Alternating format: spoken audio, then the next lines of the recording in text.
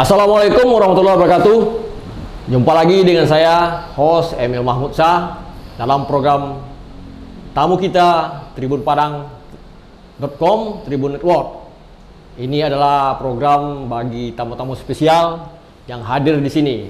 Dan kali ini kita kehadiran seorang tamu yang istimewa, yaitu Komandan Korem 032 Wira Praja Brigadir Jenderal TNI Ryan Obersil. Silakan Jenderal disapa. Salam Tribuner semuanya, salam sehat dan salam kuat untuk Sumatera Barat. Luar biasa. Mantap. Terima kasih Jenderal. Kita rileks saja ya. Oke. Nah, baik. Ini pertama selamat datang untuk Jenderal dulu di Ranah Minang sebagai Danrem 032 Wira Praja. Dan juga selamat atas bintangnya Alhamdulillah. di Ranah Minang juga. Ini berkah, mudah-mudahan berkah. Amin. Nah, gitu. Saya tentu dengan kawan-kawan di sini merasa terhormat Komandan hadir di studio ini. Sepertinya Bapak Gubernur juga sudah sini, Wakil Gubernur dan beberapa tokoh penting. Dan Komandan juga termasuk ya dalam jajaran di situ. Baik Komandan, saya tanya pertama kali kesan sudah tahu bakal bertugas di Sumatera Barat atau di Ranah Minang ini, ada persiapan khusus nggak? Persiapan khusus saya pikir nggak ada lah, kalau tentara itu semua siap kita. Iya. Manapun jadi. Tapi memang karena Sumatera Barat ini lengkap dengan rendangnya katanya. Jadi kita memang persiapannya persiapan kuliner, Pak. Oh iya. Nggak ada pantangan ya? Nggak ada pantangan, alhamdulillah sampai sekarang nggak ada pantangan. Jadi kalau dibilang persiapan khusus saya pikir samalah. Ya. Di semua daerah samalah. Baik. Ada hal yang agak urgensi di sini ya, Jenderal. Ketika pejabat baik sipil militer masuk ke Sumatera Barat, itu kan selama ini memang tidak ada yang ketentuan pasti, tapi itu sebagai parameter evaluasi tersendiri ya, nanti bagi mereka. Setelah memimpin di sini biasanya garansi itu nanti bakal tentang promosi jabatan, gitu. Amin. Amin. Kita aminkan aja ya. Buktinya kita lihat sendiri yang terdahulu juga Pak sekarang sudah Maijen TNI Pak Kunto ya. Nah, dan ayahnya juga pernah tugas sini Pak Trisutrisno. Artinya terbukti, faktualnya sudah terbukti. Nah, jadi mudah-mudahan juga Jenderal seperti itu juga. Amin. So, amin. kalau jawabannya singkat kayak itu juga saya habis pertanyaan juga. Baik. Tolong doanya sekalian. Iya, tolong bisa. didoakan ya. Tribuner itu wajib mendoakan. Iya. Kita minum dulu loh. Amin. Amin. Ini sesuai dengan program kita, Jenderal, tamu kita ya. Baik, kita lanjut, Jenderal. Di Ranah Minang ini kan ada filosofi adat Basandi Sarak Basandi kita pula. Itu menjadi apa? Ya, keunikan di wilayah sini. Tanggapan Jenderal bagaimana tentang itu? Jadi kalau kita lihat memang setiap daerah itu kekhasannya beda-beda. Kalau kita berada di timur, beda lagi mungkin. Ya. Kebetulan kita ada di Padang, memang kalau kita sih Pak, di mana bumi dipijak, di situ lagi dijunjung. Sehingga siapapun juga masuk di Sumatera Barat harusnya mengetahui juga tentang silsilah atau keberadaan adat istiadat yang ada di Sumatera Barat tentunya. Saya pikir sudah sangat tepat Pak, artinya adat itu harus juga dipengaruhi oleh agama. Kebetulan di sini memang agamanya lebih condong Muslim yang paling banyak, yang lebih pekat di sini, sehingga memang harus berdasarkan Al-Quran. Al-Quran itu sebagai kitab suci. Kitab suci itu memang sebagai tuntunan setiap orang Muslim khususnya untuk melaksanakan aktivitas sehari-harinya. Kita ketahui bersama memang Nabi Muhammad SAW itu luar biasa. Mulai dari bangun tidur sampai tidur lagi sudah ada aturannya semua di situ. Jadi kalau kita berpegangan kepada Alkitab, khususnya Al-Quran, saya pikir sangat penting, sangat tepat sekali Pak. Baik. Jadi sejalan. Baik. Jadi antara agama dengan aturan pemerintah itu sebenarnya jalan, nggak ada masalah itu. Baik Jenderal, luar biasa Jenderal. Kemudian kita sedikit ya beralih lah ke topik yang bahasannya tentang nilai-nilai kepahlawanan. Ya, tentu sebagai prajurit TNI tentu Komandan sudah sebagai visi yang tuh sudah mendasar sekali kan. Bagaimana pula pendapat Jenderal? Kalau kita lihat secara sejarah Padang ini, Sumatera Barat ini luar biasa, melahirkan apa ya, tokoh-tokoh pejuang yang luar biasa. Dan tokoh-tokohnya itu yang lebih hebat lagi tidak harus berperang. Jadi semua digunakan otaknya, kepintarannya. Jadi kalau ditanya tokoh pada Sumatera Barat yang saya suka, banyak banget. Tapi saya kok lebih cenderung Bung Hatta itu yang menurut saya favorit saya lah sampai nyanyi hafal ya. Sampai lagunya pun saya hafal Bung Hatta. Karena memang beliau sederhana, tidak memikirkan diri sendiri, semuanya untuk bangsa dan negara. Kalau kita lihat sejarahnya, memang banyak sekali terjadi perbedaan dulu antara Pak Karno dengan beliau. Tetapi semua itu memang dibawa untuk kemaslahatan orang banyak gitu ke negara. Sampai dengan dulu waktu kita mau merdeka, Pak, itu menentukan batas wilayah kita bingung. Ini mau dipakai yang mana nih? Pak Karno itu dulu mengusulkan, wilayahnya Indonesia ini nanti, Pak, kita ini semua bekas kerajaan Majapahit. Gitu loh. Ada yang bilang kerajaan Sriwijaya, begitu luasnya. Tapi yang menentukan yang ide, yang saran tentang udahlah Indonesia ini wilayahnya hanya Hindia Belanda, itu dari beliau loh. Sampai dengan saat ini. Gitu Pak. Jadi menurut saya kagum sekali dengan Bung Hatta. Dengan alasan yang seperti tadi ya. Baik. Tentu kita perlu menghargai jasa para pahlawan. Efektivitasnya tentu kita menanamkan nasionalisme kepada orang rakyat ya. Kalau untuk generasi muda seperti apa, Pak? Mestinya idealnya. Semestinya memang generasi muda kita sudah dipupuk dari sejak kecil, Pak, harusnya. Kita kan sekarang seperti agak kehilangan arah. Karena tanggung jawab terhadap anak itu bukan hanya di sekolah sebenarnya. Jadi kadang-kadang kita selalu menyalahkan, ini sekolahannya, kurikulumnya nggak benar segala macam. Tapi sebenarnya kalau kita lihat dari pagi sampai pagi lagi itu 24 jam itu, lebih banyak anak-anak itu di rumah. Sehingga keterlibatan orang tua di situ yang paling dominan, harusnya seperti itu. Tetapi seolah-olah nggak semua orang menyalahkan pendidikan nggak benar, kurikulumnya nggak benar. Ini dulu ada mata pelajaran ini kok sekarang nggak ada lagi, gitu loh. Sebenarnya menurut saya itu ada benarnya. Tetapi tanggung jawab yang lebih besar itu adalah keluarganya, orang tua yang paling penting untuk mengajar anak-anaknya. Baik, Jenderal, ini bicara keluarga nih, saya terbersit di ingatan saya, pengen tahu juga, Tribuners juga pasti pengen tahu juga. Cerita dong masa kecil lah, ya romantisisme lah, biar tahu juga sosoknya seorang jenderal. Silakan bicara masa kecil di mana, besar, kemudian apa yang kenangan yang terindah. Silakan. Baik, makasih Pak. Jadi sahabat ya boleh ya, sahabat Tribuners. Tribuners. Nah, saya ini dilahirkan dari keluarga kecil yang tinggalnya di kampung, sederhana. Kebetulan memang orang tua saya itu tentara. Tetapi tentaranya dari kelas bawah, dari Tamtama dulu. Saya belajar dulu, alhamdulillah, karena kita merasa kecil, kita banyak kekurangan, akhirnya kita pengen menyamakan dengan orang-orang lain, bersaing gitu loh. Kenapa kalau orang bisa kok kita enggak? Akhirnya alhamdulillah saya sampai dengan pelajaran itu, saya tidak pernah ranking 5, Pak. Paling enggak ranking 3 pun jarang saya, Pak. Ranking 1, 2, kebanyakan 1. Top terus ya? Bukan saya, ini bukan. Karena memang saya menyadari banyak kekurangan saya, Pak. Gitu loh. Jadi saya mengejar dari situ.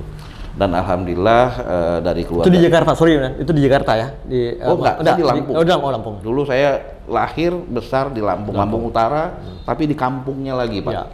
Bukan di kota besar di provinsi, bukan. Jadi di tempat kampung kecil lah gitu loh. Nah, dari situlah saya akhirnya saya dulu mau masuk sebenarnya dokter, Pak, kepengen dokter. Tapi saya mikir, biaya yang terlalu tinggi, orang tua nggak mampu, akhirnya saya pilihlah ikatan dinas. Salah satu ikatan dinas dulu saya ikut 2, Pak, DLL lagi dengan akademi militer. Karena dua-duanya nggak pakai duit. Dibiayai negara ya. Nah, alhamdulillah akademi militer saya diterima, Pak. Alhamdulillah.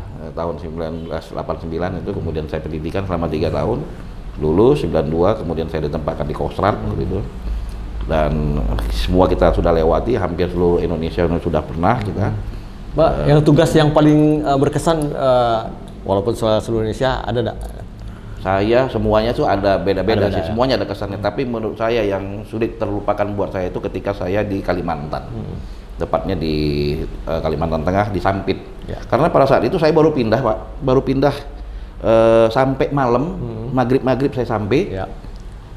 Tengah malamnya terjadi. Oh, yang kejadian kerusuhan terjadi itu. antara Dayak dengan Ya. Madura itu. Itu menurut saya, dan saya jabatan waktu itu Pasipop Kodim, dan dimnya sedang naik haji, Iya, iya. Kasdimnya sedang sakit.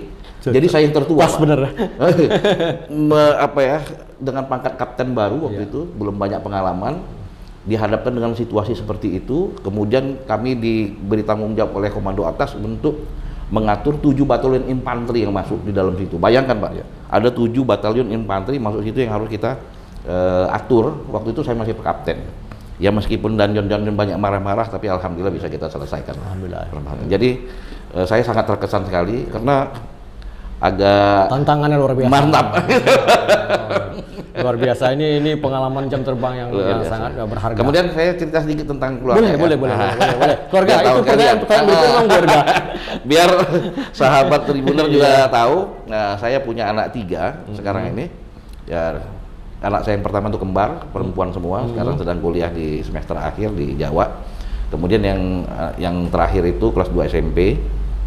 Nah, yang uniknya, bukan unik sih, kebetulan istri saya itu dari Bukit Tinggi. Oh, orang awak juga. Orang awak. Jadi ketika saya dapat dinas di Sumatera Barat, yang paling senang tuh ya istri saya. Iya, pulang kampung. Pulang kampung, bundokan buang, pulang kampung. Berkah. Alhamdulillah. Alhamdulillah. Nah, setelah beberapa sekolah, kemudian dengan beberapa jabatan, alhamdulillah kami dipercaya untuk menjadi Danrem 032 Wirabraja. Kemudian dalam perjalanannya kami tentu banyak kekurangan, untuk itu kami mohon bantuan, kerjasama yang baik, kemudian doa restu dari semua Tribuner khususnya, supaya saya tetap sehat, bisa bekerjasama dengan semuanya, bisa ikut mungkin andil sedikit memajukan kemaslahatan hidup Sumatera Barat ini. Siap.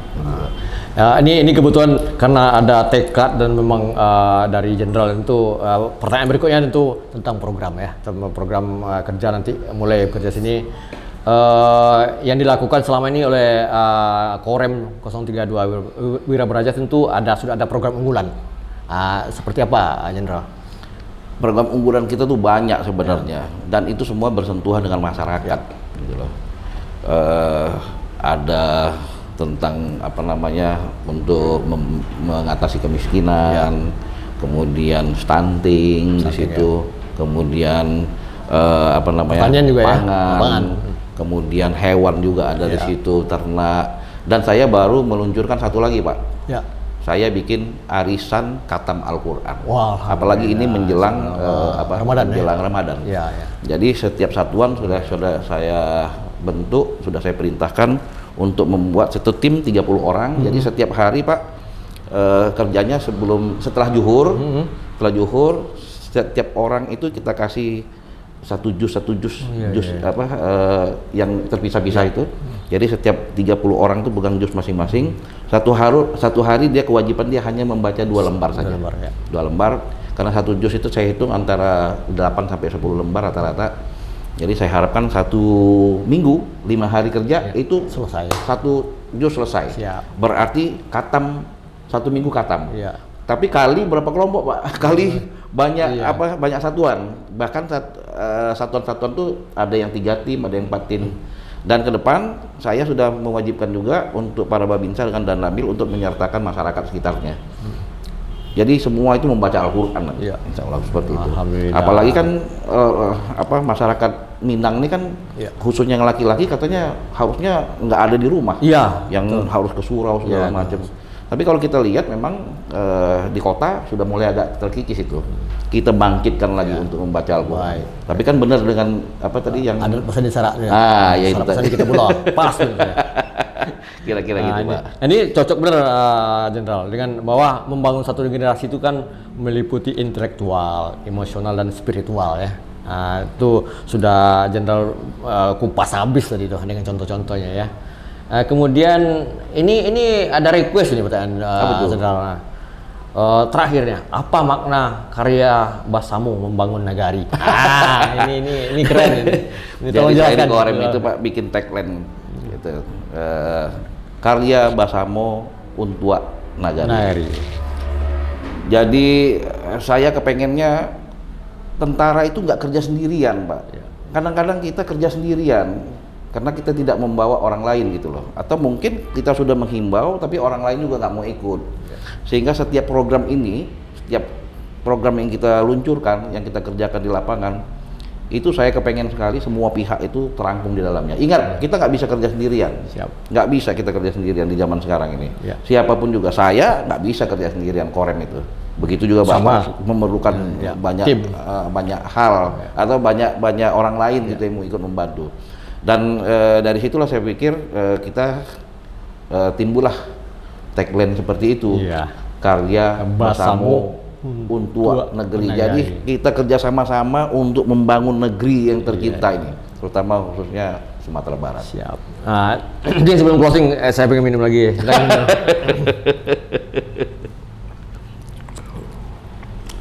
Semakin semangatnya kami Tribuners.